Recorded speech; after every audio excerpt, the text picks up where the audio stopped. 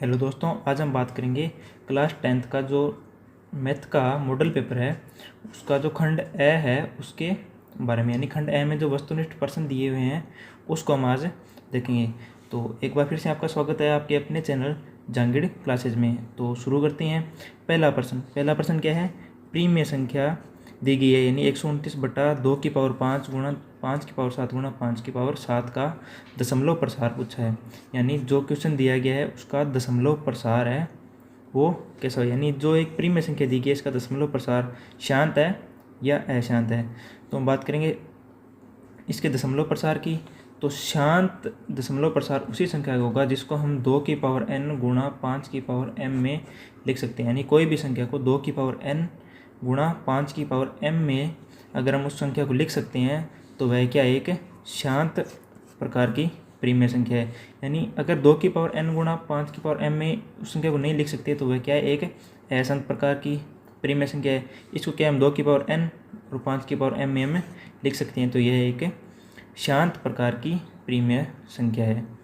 उसके बाद दूसरा क्वेश्चन है, निम्न में से एक द्विघात बहुपद नहीं है। यानी जिसकी पावर क्या है 2, यानी इसकी घात 2 के रूप में दिखाई दे रही है वो क्या एक द्विघात बहुपद होगा, और जिसकी पावर 2 से ज़्यादा है तो वह द्विघात बहुपद है वो नहीं होगा। यानी इनमें ये भी क्या एक द्विघात बहुपद है, इसकी एक्स की पावर है वो क्या है 2 है। दूसरे में भी क्या है एक्स की पावर 2 दे रखी है। तीसरे क्वेश्चन में भी यानी तीसरे इसमें से में भी एक्स की पावर 2 है, और द में क्या है पहले ये एक्स की पावर 3 है वो दिख रही है। तो ये इसका आंसर हो जाएगा वो क्या है द हो जाएगा। नेक्स्ट क्वेश्चन है, निम्नलिखित समीकरण युग्म के हल। यानी जो समीकरण दी गई है x + y = 4 और x - y = 2 है, इसका हल है वो हम कैसे निकालेंगे। तो इन दोनों समीकरणों को आपस में जोड़ लेंगे। जैसे x + y = 4 और x - y = 2, दोनों को जोड़ेंगे तो y से y है वो क्या है कैंसिल हो जाएगा। तो क्या है 2x = 6, यानी x = 6/2, यानी x का मान कितना आ गया 3। तो अब हम देखेंगे कि x = 3 है वो किस में दिया हुआ है, यानी a है उसमें क्या x = 3 दिया हुआ है। तो इसी प्रकार से अब क्या है कोई भी समीकरण में x का मान रखकर हम y का मान निकाल लेंगे। जैसे 3 + y = 4, यानी y = 4 - 3 यानी 1 आ गया, यानी y का मान कितना आ गया 1 और x का मान कितना है 3। उसके बाद नेक्स्ट क्वेश्चन है, निम्न में से कौन एक द्विघात समीकरण को हल करने की विधि है।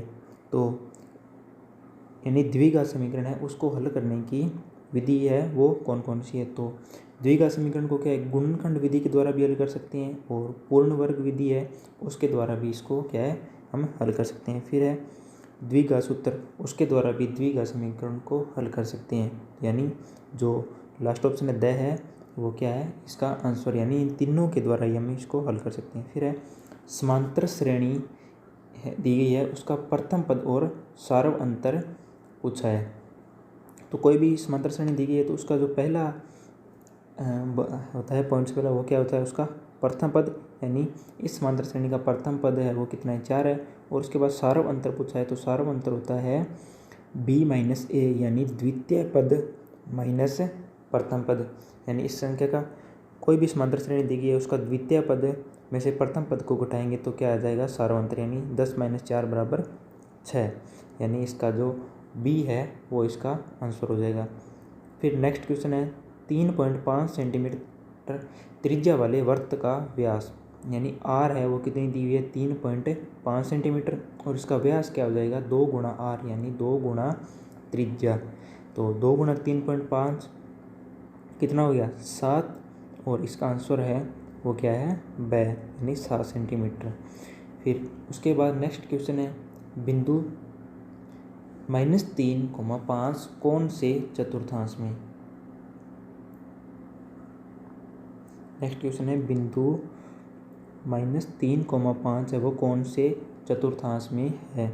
तो उसके लिए हम क्या करेंगे, जो ये दिया गया है उसके लिए हमें क्या ग्राफ को चित्रित करेंगे। सबसे पहले ग्राफ को चित्रित किया, ये इसका क्या हो गया प्रथम, ये इसका द्वितीय चतुर्थांश हो गया, ये तृतीय चतुर्थांश हो गया, और ये चतुर्थ चतुर्थांश हो गया। प्रथम में क्या दोनों प्लस होंगे, और द्वितीय में क्या है एक्स माइनस का और वाई प्लस का हुआ, और तीसरे चतुर्थांश में दोनों ही माइनस के होंगे, और चौथे में क्या हो जाएगा एक्स है वो प्लस का और वाई क्या है माइनस का। तो इसमें क्या है एक्स कितना है माइनस का है, तो द्वितीय में क्या होता है एक्स माइनस होता है और वाई क्या होता है प्लस होता है, यानी ये द्वितीय चतुर्थांश में होगा। फिर next question, tan 45 plus coat 45 का मान क्या होगा, यानी जो ट्रिग्नोमेट्री की प्रणाली है उसमें क्या है एक समीकरण है, उसके द्वारा हम इसका क्या है हल निकाल सकते हैं। जैसे सारणी में इनका क्या मान है, tan 45 का मान कितना होता है 1 होता है और कोट 45 का मान भी क्या होता है 1 होता है। तो अब हम क्या करेंगे tan 45 प्लस कोट 45 यानी 1 + 1 कितना हो गया 2, यानी इसका आंसर है वो क्या हो जाएगा ब, यानी tan 45 और कोट 45 का मान को हम जब जोड़ेंगे तो। उसके बाद नेक्स्ट क्वेश्चन है कोस 90 डिग्री माइनस 48 डिग्री का मान क्या होगा, यानी कोस 90 माइनस 48 डिग्री का मान क्या होगा। कोस 90 माइनस थीटा को हम क्या है साइन थीटा के रूप में लिख सकते हैं, यानी ये क्या एक सूत्र है भी कोस 90 माइनस थीटा होगा उसको साइन थीटा के रूप में हमें लिख सकते हैं। तो यहाँ पर थीटा कितना है 48 डिग्री दिया हुआ है, तो इसको हम क्या है साइन थीटा के रूप में लिख सकते हैं। तो साइन थीटा कितना हो गया साइन 48 हो गया और इसका आंसर क्या हो गया एस है। उसके बाद है निम्न में से कौन सी संख्या किसी घटना की प्रायिकता नहीं हो सकती, यानी निम्न में से कौन सी संख्या किसी घटना की प्रायिकता नहीं हो सकती। तो जो ए दिया हुआ है यानी 2/3, यानी जो बट्टा में संख्या दी गई है उसकी भी क्या है प्रायिकता हो सकती है, यानी जो बट्टा में संख्या दी गई है उसकी भी प्रायिकता हो सकती है। फिर 15% यानी जो प्रतिशत में संख्या दी गई है उसकी भी क्या है प्रायिकता हो सकती है, और जो दशमलव में संख्या दी गई है उसकी भी क्या प्रायिकता। तो जो माइनस यानी ऋणात्मक वाली संख्या है उसकी प्रायिकता नहीं हो सकती, जो माइनस वाली संख्या है उसकी जो है वो प्रायिकता नहीं हो सकती। तो ये था कक्षा 10th का जो मॉडल पेपर है उसका ए भाग, और इसका जो नेक्स्ट पार्ट है वो मैं आपको अगली वीडियो में प्रोवाइड करूँगा। तो दोस्तों अभी तक आपने हमारे चैनल को सब्सक्राइब नहीं किया है तो प्लीज़ सब्सक्राइब कर लें और ज़्यादा से ज़्यादा शेयर करें ताकि आने वाली वीडियो है वो आपको जल्दी से जल्दी पहुंच के, और साथ में जो बेल आइकन का निशान है उसको भी ज़रूर प्रेस कर लें ताकि जो भी लेटेस्ट में वीडियो हम अपलोड करें वो आप तक सबसे पहले पहुँच के।